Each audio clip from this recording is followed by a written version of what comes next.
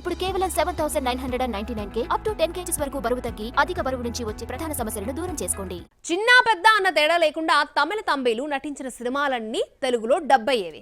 మలయాళ super stars Mohan Lal, Mammootty సినిమాలు అప్పుడప్పుడు వచ్చేవి. కానీ ఇప్పుడు మలయాళ తెలుగు అనువాదాలు క్యూ కడుతున్నాయి. ఎందుకు? తెలుగులో మలయాళం హవా నడుస్తోందా? Was the story.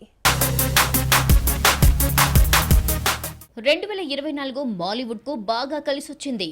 చిన్న సినిమాలు పెద్ద విజయం సాధించడమే కాదు, కొత్త రికార్డులు క్రియేట్ చేశాయి. యూత్ఫుల్ ఎంటర్టైనర్ ప్రేమలు 150 కోట్లు కలెక్ట్ చేసిందే.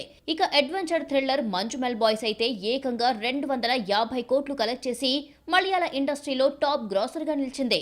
ఈ రెండు సినిమాలను తెలుగులో డబ్బింగ్ చేస్తే 2 కోట్ల బిజినెస్ జరుపుకున్న ప్రేమలు 10 కోట్లు తీసుకురాగా, శనివారం రిలీజ్ అయిన మంజుమెల్ బాయ్స్ కైతే పాజిటివ్ టాక్ వచ్చింది. తెలుగులో రిలీజ్ అయ్యే పరభాషా సినిమాల్లో 70% వాటా తమిళ సినిమాలదే. రజనీకాంత్ నుంచి ధనుష్ వరకు, కమల్ నుంచి జై వరకు అక్కడ హిట్ అయినా కాకపోయినా తెలుగులోకి డబ్ చేస్తున్నారు. కేజీఎఫ్ రాకతో కన్నడ మూవీస్ తెలుగులోకి వస్తున్నాయి. ఈ మధ్య కాలంలో బాలీవుడ్ పాన్ ఇండియా మూవీస్ తెలుగుపై ఫోకస్ చేస్తున్నాయి.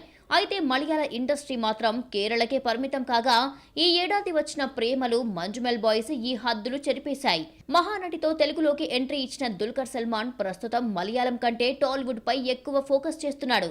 సీతారామం హిట్ తర్వాత మలయాళంలో నటించిన ప్రతి సినిమాను తెలుగులో రిలీజ్ అయ్యేలా మార్కెట్ పెంచుకున్నాడు. ఆ మధ్య వచ్చిన కింగ్ ఆఫ్ కోతా తెలుగులో ఫ్లాప్ అయినా ప్రతి మూవీని తెలుగులోకి తీసుకురావాల్సిందే.